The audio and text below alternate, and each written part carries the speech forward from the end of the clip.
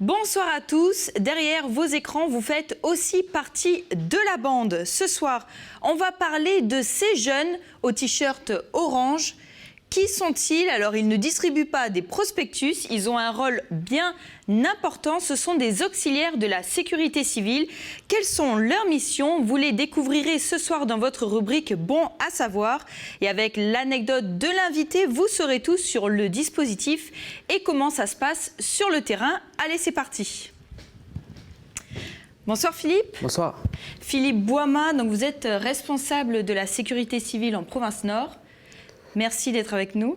Merci à vous de nous avoir invités. Merci, parce que surtout en ce moment, c'est compliqué. Il y a beaucoup de départs de feu. Il y a eu beaucoup d'incendies. On le rappelle, il y a plus de 4000 hectares qui sont partis en fumée. C'est ça, donc rien que sur la province Nord, on est quand même à 5200 hectares de brûlés. C'est énorme pour un début de saison des feux? Oui, c'est énorme, mais bon, on arrive dans une période effectivement où les conditions météo favorisent donc, le développement des feux. Et c'est pour ça qu'aujourd'hui, on est sur cette surface-là qui est validée. Hein. Donc on est sur une surface vraiment validée. On n'est pas sur une surface estimée où forcément on a encore pratiquement le double de la surface validée. D'accord. Avec nous aussi depuis Nouméa, Julien Payette, pompier volontaire, bonsoir.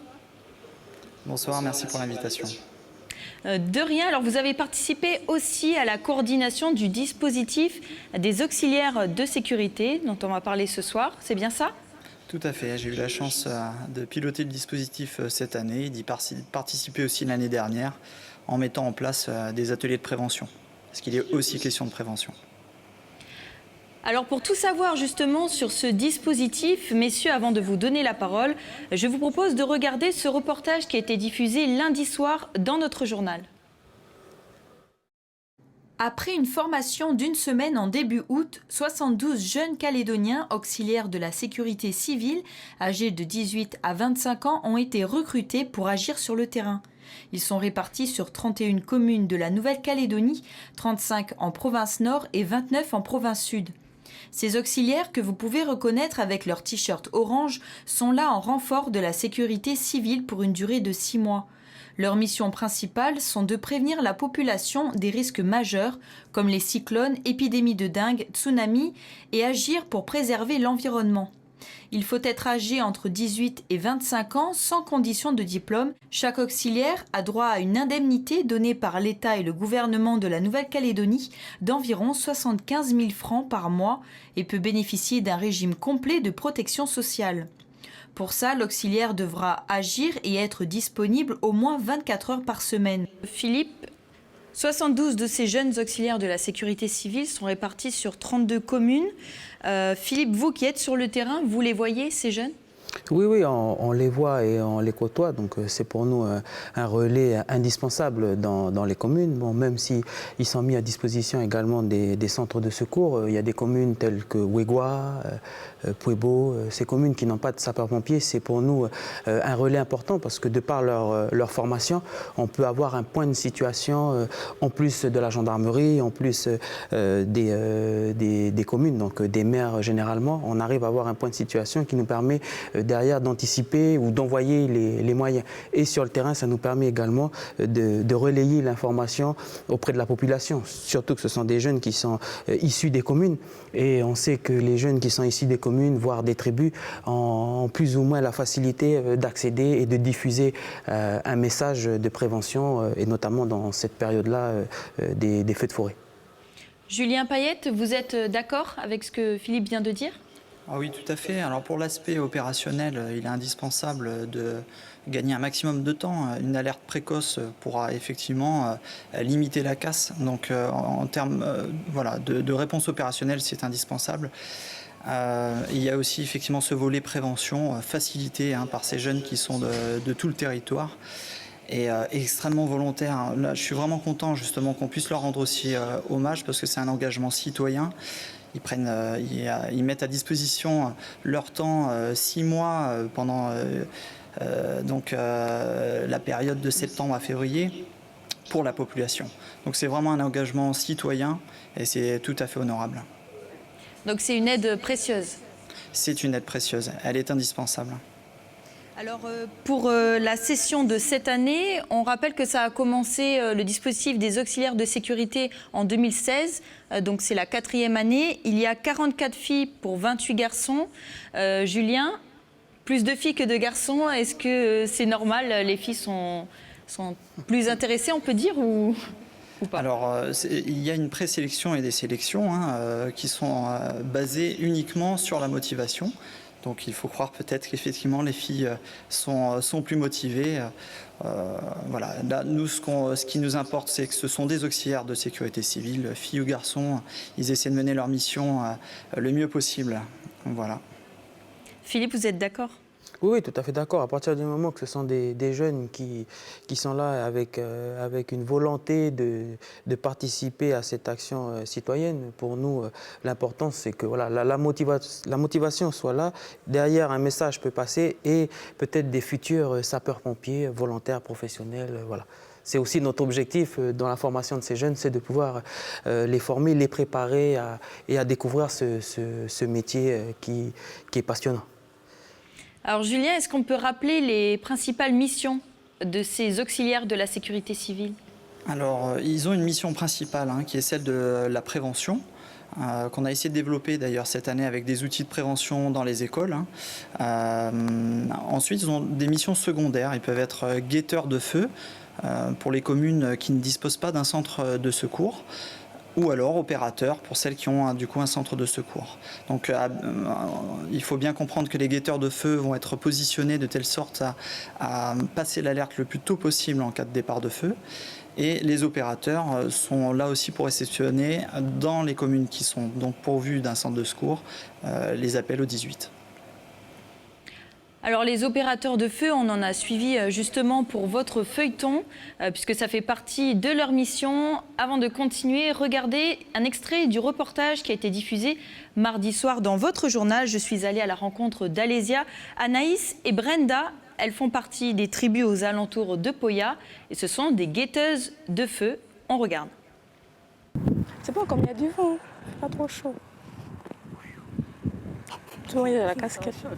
Il y a la fumée en bas là. Ça pas qu'après dans le village. C'est au parking de SMST? C'est au parking.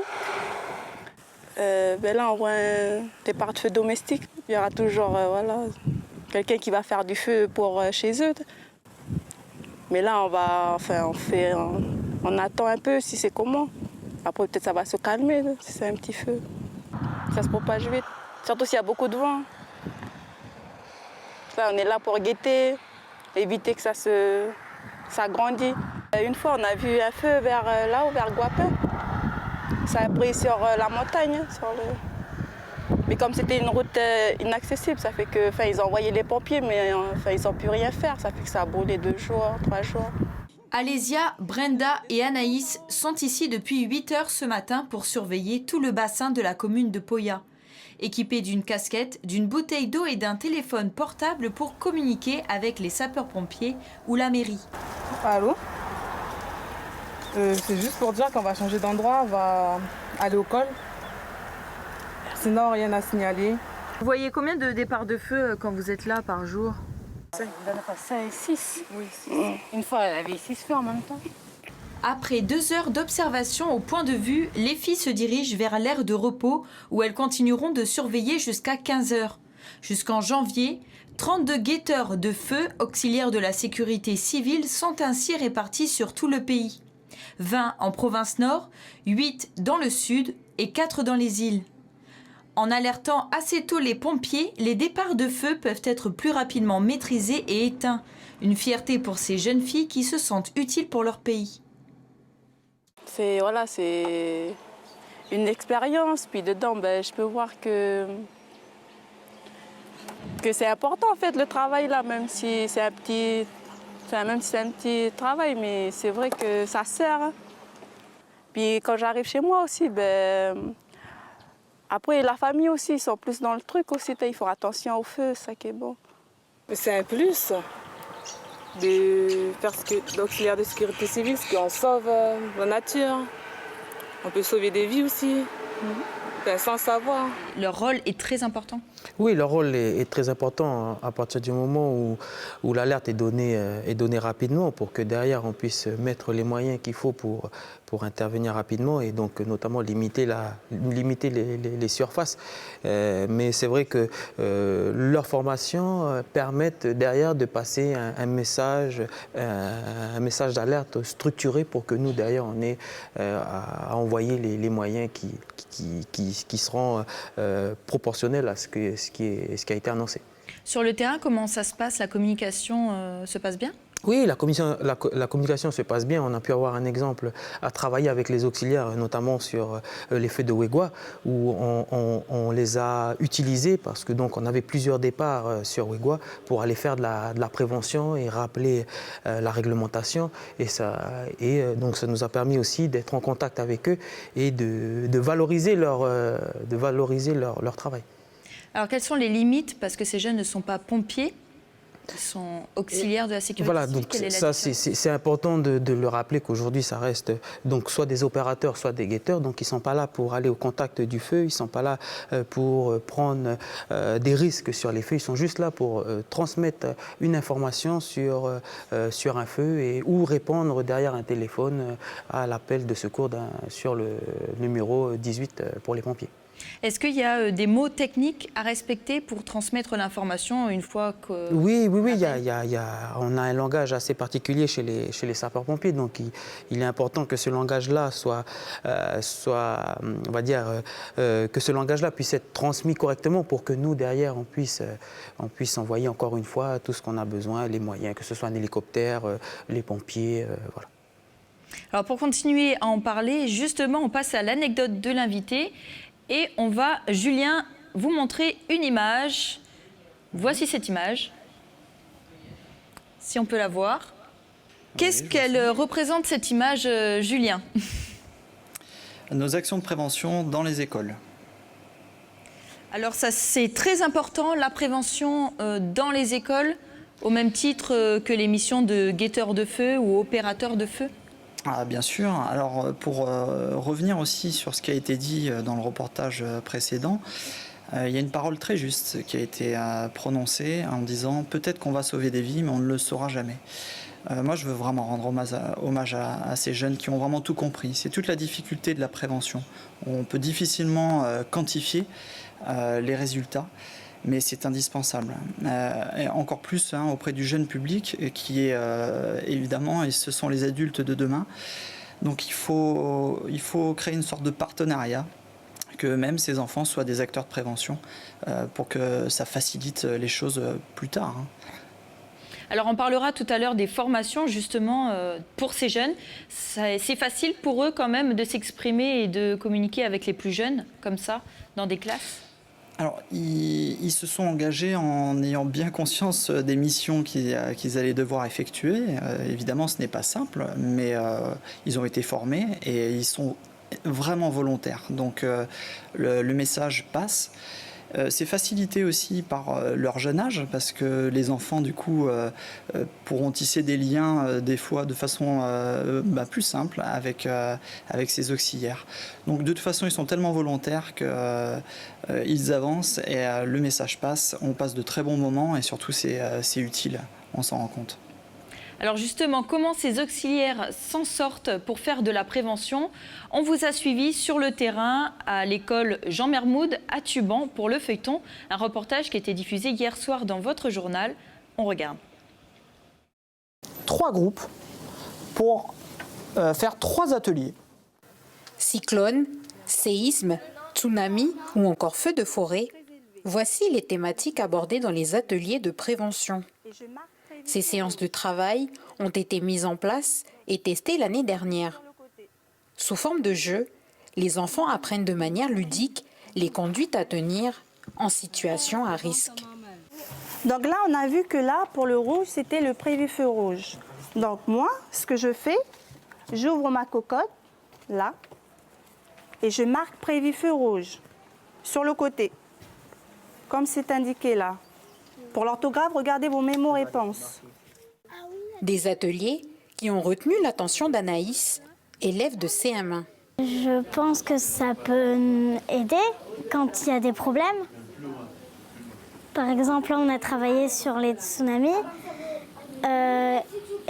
ça nous dit quand il y a un tsunami, qu'est-ce qu'il faut faire, comment on le sait. Jean-Christ est originaire de Djehou. Cette mission de prévention est primordiale pour lui. Ils sont très réceptifs et comprennent vite. Et ça nous permet aussi de bien leur faire confiance, de bien leur expliquer tous les gestes à faire. Philippe, la prévention, c'est aussi important du coup ? Oui, la prévention, c'est important parce que derrière, on met en place aussi une éducation. Et là, le fait que ces jeunes puissent faire de la prévention, comme l'a rappelé Julien, il y a des langages que les jeunes se comprennent entre eux, mais il y a aussi cette barrière de la langue. Aujourd'hui, on voit que les auxiliaires qui sont dans des communes où il y a énormément de tribus, etc., on voit que la prévention peut se faire en langue. Et ça, pour nous, c'est important. À partir du moment que le message passe et que derrière, on a un impact sur la population, voilà, d'où l'importance de la prévention pour tous les risques, que ce soit le feu de forêt, le risque de tsunami, le risque cyclonique. Voilà. Parce que la prévention se fait donc aussi en tribu, largement en province nord ? Oui, c'est justement le rôle, l'exemple qu'on a pu mettre en place sur Wegwa, sur les derniers feux. Donc on s'est aperçu qu'il y avait, on traitait un feu et qu'il y avait plusieurs départs de feu qui étaient pas loin des tribus. Donc on a demandé à ce que les auxiliaires puissent se rendre dans la tribu et discuter avec la population parce qu'ils sont de la commune. Donc le contact est beaucoup plus simple et beaucoup plus facile. Et le message peut passer plus facilement que lorsque on va envoyer un gendarme ou que nous, on va s'y rendre. Et puis voilà, le plus important, c'est que les auxiliaires puissent être pour nous le lien avec la population. Les coutumiers sont réceptifs ? Oui, les coutumiers sont très réceptifs et on peut voir qu'aujourd'hui, il commence à y avoir des actions dans les tribus pour justement lutter contre les feux. Donc eux, ils participent aussi, les coutumiers participent aussi à cette prévention ? Participent aussi à cette prévention et il est important que nous, on puisse sensibiliser maintenant l'ensemble des coutumiers sur le territoire et les îles. Mais j'imagine qu'au quotidien, vous le faites aussi, en plus des auxiliaires, la prévention quand vous êtes même en action directement sur le terrain ? Oui, on le fait, hein, forcément, on le fait. C'est mieux de passer par la prévention que par la répression. Forcément, on est tous d'accord que pour nous, passer un message auprès de la population quand on est sur intervention, ça facilite le travail. Alors, on passe à votre image pour l'anecdote de l'invité. Philippe, regardez cette image. Donc voilà, on est quand même en plein feu. Ça montre les risques que vous prenez. Est-ce que les auxiliaires de sécurité sont amenés parfois à participer justement à ces exercices-là, au même titre parfois que certains Calédoniens qui donnent la main pour éteindre les feux ? Oui, là, lorsqu'on prépare des exercices, ils participent parce que pour eux, c'est de les inclure dans le dispositif et qu'ils puissent voir la totalité de la chaîne opérationnelle qui est importante et voir où ils peuvent se situer. Mais je rappelle qu'en intervention, les auxiliaires n'interviennent pas, ne sont pas au contact du feu. Donc les situations à risque, ils évitent quoi ? Voilà, c'est ça. Les situations à risque, ils évitent. Et voilà, on est beaucoup sur de la prévention. On peut rappeler peut-être les consignes, on en profite pour rappeler les consignes de sécurité par rapport au feu ?